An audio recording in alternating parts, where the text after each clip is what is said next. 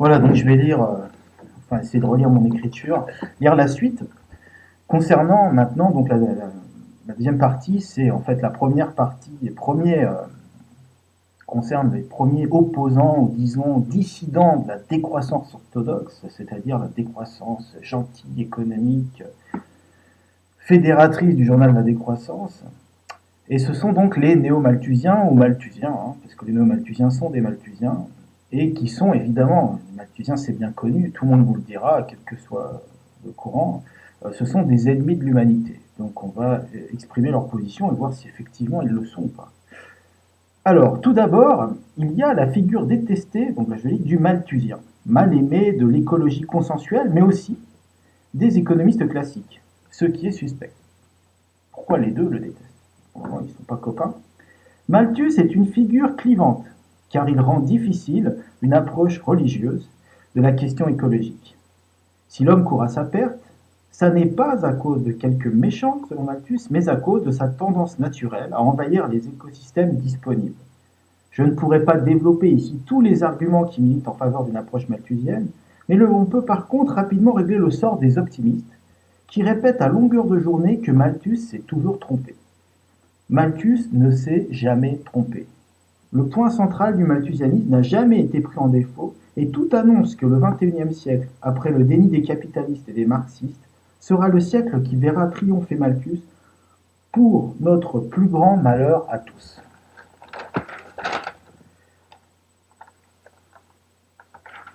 Que dit essentiellement Malthus? Que l'homme, dès qu'il se trouve confronté à l'ouverture d'une nouvelle niche écologique, de façon naturelle ou artificielle, la peuple systématiquement jusqu'à saturation.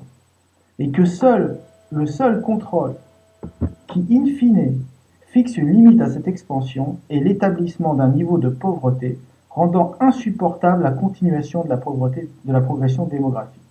En d'autres termes, la population peut bien augmenter, les technologies de l'exploitation de l'environnement se sophistiquer, mis à part quelques courtes périodes dues à un effet d'aubaine, la misère ne s'efface jamais du paysage social. Donc c'est ça la leçon de Malthus, c'est-à-dire qu'on n'arrivera jamais à, euh, à éradiquer la misère parce qu'elle est justement ce qui permet de contrôler l'expansion démographique. Et donc dès qu'il y a des productions un surplus qui est produit, il est émis tout de suite, il y a une progression démographique qui se met en place et qui, disons, phagocyte ce surplus et au final la pauvreté se réinstalle.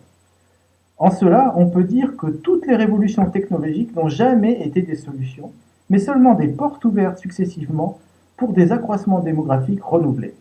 La révolution verte n'a jamais réglé le problème de la faim dans le monde. Jamais autant d'hommes en nombre n'ont vécu affamés sur cette planète. Pour le décroissant proche d'Ariès, donc Paul Ariès, j'en ai déjà parlé dans notre vidéo, cela demeure une vision conservatrice, le matérialisme, profondément misanthropique. C'est oublier qu'avant-guerre, avant la béthénisation des esprits qui a gagné la France, des anarchistes défendaient ardemment l'idée d'un planning familial et proclamaient haut et fort, avant d'être poursuivis sans relâche par un État nataliste et belliqueux, que la dynamique démographique des familles ouvrières perpétuait la dépendance, la soumission et la misère. On peut aussi qualifier d'étrange cette approche comptable de l'humanisme défendue par Paul Ariès, comme si le nombre d'humains était une cause en soi, méritant d'être défendue, avant toute considération écologique. Comme disent souvent les grands humanistes, médiatiquement extrovertis, il n'y a de richesse que d'humains. Les Palestiniens devraient donc s'estimer heureux d'être aussi riches et arrêter de réclamer plus de territoire, ce qui est affreusement matérialiste, et plutôt tourner leur regard vers Monaco, les Bermudes et le Liechtenstein, peuples qui illustrent parfaitement qu'avec de faibles ressources naturelles, on peut réaliser des miracles. La formule « il n'y a de richesse que d'humains » est une formule galvaudée que j'ai encore entendue sur France Inter dans un débat sur l'immigration. Donc là, j'ai écrit ça il y a un certain temps, mais bon, c'est répété régulièrement. Derrière cet humanisme de peuplement se cache toute l'inconséquence de cette approche monothéiste qui est à l'origine, via la promesse faite à Abraham, de notre conception utilitariste de la nature, vision reprise par les marxistes et autres progressistes. Dans les faits, il n'y a jamais eu et il n'y a pas de christianisme écologique ni de marxisme écologique. Ces idéologies judéo-chrétiennes bien que cosmétiquement dissemblables, sont bien de la même veine, celle qui pose l'homme comme finalité absolue, sans autre objet ni relation que lui-même. Un être suprême rattaché à un principe divin surnaturel, hors nature, hors contexte, hors sol, bref, une absurdité flagrante. Le christianisme, tout comme le judaïsme, et avant lui la longue série des religions anthropothéistes agricoles, est une auto-célébration de cette conquête de l'homme, de sa puissance sur la nature, L'humanisme, entre guillemets moderne, celui qui parle d'une valeur théorique, car démentie par les faits, intrinsèque de l'homme, démentie par les faits parce qu'il y a des pauvres partout, hein, tout le monde s'en fout de la valeur de l'homme. Ce qui compte, c'est de survivre. Et la continuation de cette tradition d'abstraction qui ne vénère l'humain que tant qu'il colle à cette image désincarnée. Vision pour qui 1 milliard ou plus d'êtres se traînant dans une misère noire et grattant péniblement la terre aura toujours intrinsèquement plus de valeur qu'une humanité réduite en nombre, bien portante et sans crainte. Le totalitarisme et la sacralisation du nombre, la fascination du drame, de la souffrance et de la puissance. Une telle vision ne s'offusque pas de la souffrance et de la misère. Au contraire, depuis 2000 ans, elle la magnifie et l'exploite. Les puissants ont besoin d'esclaves. Sans esclaves, il n'y a pas de puissance. Il n'y a de richesse que d'hommes. C'est cela ce que ça veut dire en fait. En gros, la richesse c'est l'homme parce que l'homme est un esclave et c'est un objet commercial. A l'inverse, les néo-malthusiens, et plus il est dans le besoin et dans la merde, plus il peut être mis en esclavage. A l'inverse, les néo-malthusiens proposent depuis plus d'un siècle de mettre un terme à ce délire civilisé.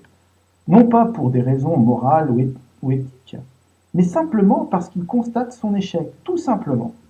Reste alors l'unique tâche qui fasse sens, une fois débarrassé des illusions transhumanistes. Trouver une dimension, c'est-à-dire une niche durable et un rôle constructif, donc une dimension écologique de l'homme. C'est l'essence du projet néo-malthusien, comprendre notre place en tant qu'espèce animale, biologique, et utiliser ce qui nous caractérise, notre intelligence, non plus comme nous l'avons fait traditionnellement pour nous répandre, car ce n'est plus possible, mais pour définir un projet humain qui soit écologique.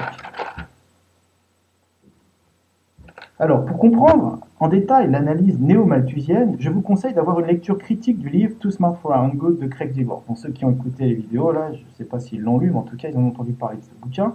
Cambridge University Press, publié à Cambridge University Press. Ce livre constitue un argumentaire précis démontant la thèse du politiquement correct décroissant, qui est la suivante: ce sont les riches qui détruisent la planète. Ce ne sont pas les riches, pas plus que les patrons ne sont les maîtres du capitalisme, ce qu'avait bien noté Marx, mais la richesse qui détruit la planète. Or, la richesse doit son existence non pas à l'extrême talent des riches, mais au labeur d'une masse de nécessiteux qui soutient le système. C'est la masse des nécessiteux qui crée l'accumulation de richesses. C'est la pauvreté, c'est-à-dire la rareté des ressources et la nécessité d'une exploitation toujours plus complexe et hiérarchique. Donc je parle d'une rareté de ressources directement exploitables. Les ressources industrielles sont nombreuses, parce que l'industrie ouvre de nouvelles niches, mais ça j'en parlerai plus tard.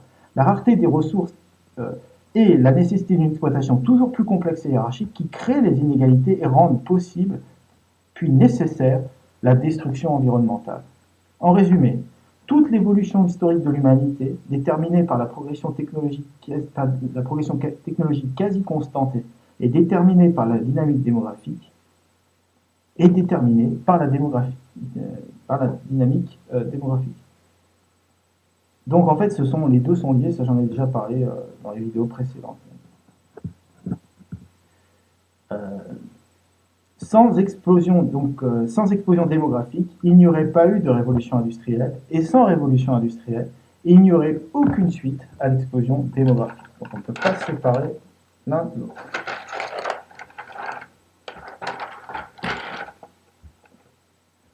C'est maintenant un fait rabâché et plutôt bien établi. Un point de bascule de notre histoire, ça n'est évidemment pas le seul, mais il est crucial pour notre histoire industrielle, se situe en Angleterre au début de l'ère industrielle. L'exploitation massive du charbon et l'invention collatérale de la machine à vapeur, condition sine qua non de cette exploitation, n'auraient pas vu le jour si l'Angleterre n'avait pas épuisé son bois de chauffe. Et cet épuisement était justement dû à une poussée démographique constante au Royaume-Uni, ce qui l'a ainsi engagé sur le chemin de la colonisation. Aujourd'hui, l'essentiel de la croissance industrielle mondiale se fait dans des régions denses, qui continuent à se densifier au-delà de ce que une simple économie agricole permettrait, l'Asie par exemple. Le nouveau développement industriel ouvre mécaniquement de nouvelles possibilités de développement démographique et d'urbanisation dans un continent jusqu'ici peu peuplé, l'Afrique. La densification du globe terrestre se poursuit, et ce processus sera le moteur des futurs développements industriels, qu'une main-d'œuvre sans ressources directement accessibles appellera de ses souhaits. Donc les Africains, eux, ils auront besoin d'industrie parce qu'ils vont être tellement nombreux que les ressources, le bois de chauffe qu'on allait chercher à pied, c'est fini. Donc il faudra du pétrole, etc., s'ils veulent continuer à grandir en nombre. Au final, on voit donc que Malthus triomphe, quel que soit l'endroit. Toutes les richesses produites par l'exploitation destructrice des ressources naturelles ou pillage au sein des centres industriels mondiaux continuent de nourrir ou soutenir une expansion démographique. Donc on crée du surplus grâce à la révolution industrielle précédente qui a été due à une poussée démographique en Europe. On crée un surplus qui va être évidemment qui continue à nourrir une expansion démographique au niveau mondial et ce surplus va être évidemment phagocyté jusqu'au dernier morceau. Ça, c'est une évidence.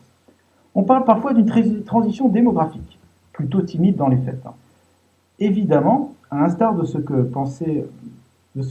qui se passait dans l'Angleterre industrielle, dans les centres industriels contemporains excessivement productifs, la démographie finit par stagner puis baisser. Enfin, pas toujours baisser d'ailleurs. Dans le système industriel, ces nœuds de production ont une fonction purement productive. En fait, ils consomment du capital humain qu'ils importent. Derrière l'apparente influence de ces centres se cachent des raisons matérielles à la dénatalité, qui n'ont pas grand-chose à voir avec des choix librement consentis.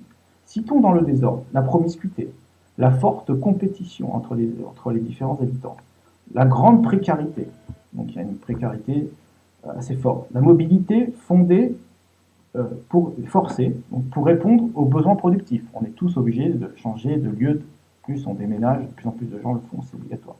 La très grande formation empiétant très fortement sur les années de fertilité. Alors ça, c'est le facteur essentiel pour expliquer la baisse de fertilité actuelle. Formation et donc la fertilité consacrée aux formations et donc c'est un sacrifice consenti, en fait nécessaire. C'est pas simplement quelque chose que l'on choisit, c'est qu'on n'a pas le choix pour soutenir un haut niveau de productivité industrielle. Sans formation, pas de productivité industrielle. Éducation des enfants beaucoup plus coûteuse et nécessitant un fort investissement en temps. C'est pas quelque chose qu'on choisit, on est obligé de mettre ses enfants à l'école. Alors qu'autrefois, en Europe, les enfants travaillaient et qui étaient utiles et qui sont utiles entre guillemets dans beaucoup de foyers de pays en voie de développement, notamment pour assister leurs parents dans le maintien de leur fratrie.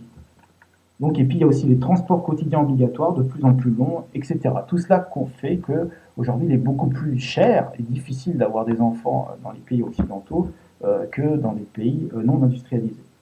Mais cette baisse locale a toujours été compensée par l'exode continu du surplus rural et des régions moins denses. Donc c'était vrai autrefois au sein de l'Europe, et c'est aujourd'hui vrai, simplement la migration vient des pays limitrophes.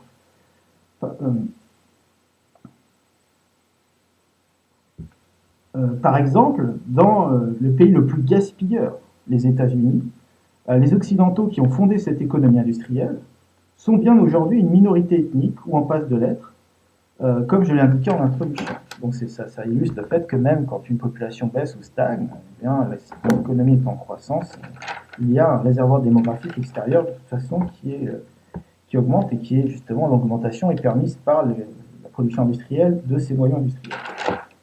Donc on ne peut pas séparer les deux et c'est d'où la force du malthusianisme qui explique qu'on crée une ressource et immédiatement il se met en place une croissance démographique pour absorber cette ressource. C'est animal, naturel, c'est comme ça que marche l'être humain.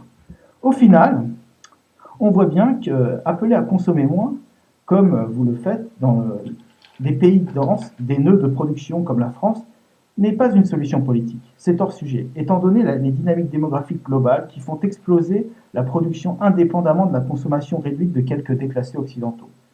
C'est un vœu pieux au sens du vœu religieux des franciscains, une émotion esthétique que je partage profondément, mais qui reste profondément déconnectée de toute analyse politique. La présenter comme une solution politique, c'est malhonnête. C'est ne rien comprendre au mot politique. La réalité politique, entre guillemets, c'est-à-dire la mécanique qui régit l'évolution des communautés humaines actuelles et le dynamisme démographique. C'est ça vraiment le moteur. Celui-ci imprime sur notre société des contraintes fortes qui balaient dans les faits les discours écologiques de plus en plus prégnants dans les médias. C'est-à-dire que bon, ces discours n'ont aucun sens dans ce contexte. Dans ce concert de bon vouloir assourdissant, la décroissance n'est devenue qu'une petite voix légèrement dissidente, mais tout aussi impuissante et schizophrène. Quelles sont ces contraintes? Citons-en une, la plus forte, la compétition entre les individus de plus en plus forte. À mesure que les ressources directement ou facilement accessibles disparaissent, la dépendance accrue au système de production industrielle met en compétition sans aucun recours tous les individus devenus dépendants. La démographie crée la dépendance et renforce mécaniquement la puissance des acteurs clés du système industriel. Il y a une concentration mécanique des pouvoirs en même temps qu'il y a concentration de la production et de la décision. La démographie renforce la puissance industrielle. Donc la croissance démographique renforce la puissance industrielle parce qu'elle crée de la dépendance vis-à-vis de ce système. Celui qui refuse de marcher n'a aucun chemin de traverse où s'engager. Il peut trouver un refuge s'il a de la chance, mais il sera transitoire, car s'il ne participe pas activement au système productif, il se fera exclure, racheté par d'autres plus conciliants et actifs. Alors, il y a différents mécanismes pour cela, que ce soit l'impôt, etc. On sera tous virés si on ne produit pas et qu'on ne paie pas en temps et en heure. Et c'est le plus productif qui gagne, celui qui est à fond dans le système. Pour pouvoir consommer moins globalement, il faudrait surtout pouvoir travailler moins en tant que salarié, quelle que soit la position sociale. Salarié. Tout poste salarié tire son revenu en valeur de l'industrialisation et des énergies fossiles. Avant de prendre la décision de s'exclure volontairement de notre société, ce que j'ai fait personnellement, mais sur le long terme cela équivaut à un suicide, c'est évidemment impossible pour la très grande majorité des salariés qui ne peuvent pas décider de leur temps de travail, car ils sont de toute façon en compétition avec des gens qui ont, eux, un intérêt parfois vital à travailler à plein temps. Par exemple, pour parler d'exemple personnel, des gens de l'Est européen et asiatique pour qui un salaire d'Européen de l'Ouest donne sur le lieu d'origine un pouvoir d'achat très important. Cela permet d'envoyer de l'argent au pays, faire vivre femmes, enfants et parents, construire une maison, là où ce même argent permettrait à peine de payer le loyer d'un appartement minable dans une grande ville européenne. Ne parlons pas du reste, par exemple, payer des soins spécialisés aux parents de l'Européen. Donc on voit que clairement, il y a un problème dans la mesure où on est mis en compétition avec des gens pour qui cet argent représente un pouvoir d'achat beaucoup plus que pour nous sur notre territoire. Donc de fait, ça renforce la concurrence. 14. Au final, la décroissance que vous proposez ne peut être politiquement qu'une posture, car elle ne s'attaque pas aux problèmes centraux que sont le salariat, la compétition accrue, l'accaparement des moyens de production, des ressources vitales, de l'espace, de pouvoir économique secondé par le pouvoir militaire et policier. A l'inverse, les néo-malthusiens proposent de s'attaquer aux problèmes à la source, en bridant le moteur de cette folle course de plus en plus compétitive.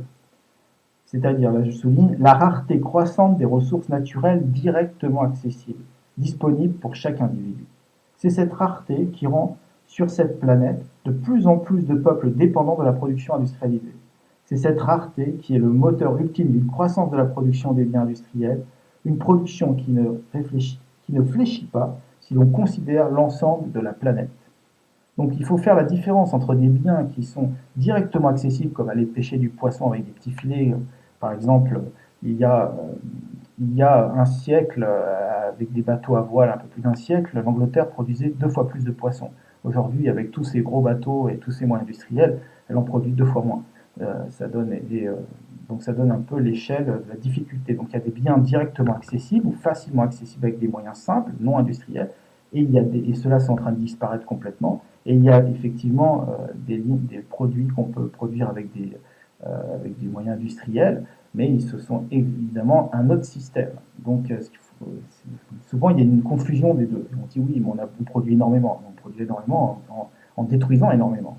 C'est autre chose.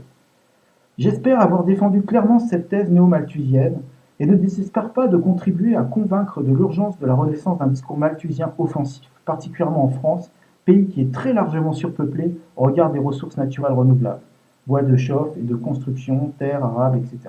et qui pourtant continue à se densifier et à encourager financièrement la natalité et la reproduction des consommateurs, sans entrer sur le terrain miné de l'émigration hautement morale. Un tel discours malthusien n'est pas sans conséquences gratuites, car une importante part de l'effort de production mondiale est dirigée via de vastes programmes sociaux d'investissement au maintien de cette dynamique démographique. Cela se traduit surtout dans les choix de carrière et de vie dispendieux et ambitieux. Logement, moyens de transport, car élever et pourvoir au futur d'un enfant est bien plus coûteux, y compris en termes environnementaux, qu'au simple maintien d'un adulte ou d'un vieillard. Alors là, ça coûte carrément moins cher. Insuffler, enfin au niveau mondial, insuffler un climat de défiance ouverte vis-à-vis de l'accroissement de population permettrait de remettre en cause cet état d'esprit individuel nataliste. Et donc cet effort vers toujours prévoir l'avenir pour prévoir cet accroissement démographique qui est très coûteux environnementalement.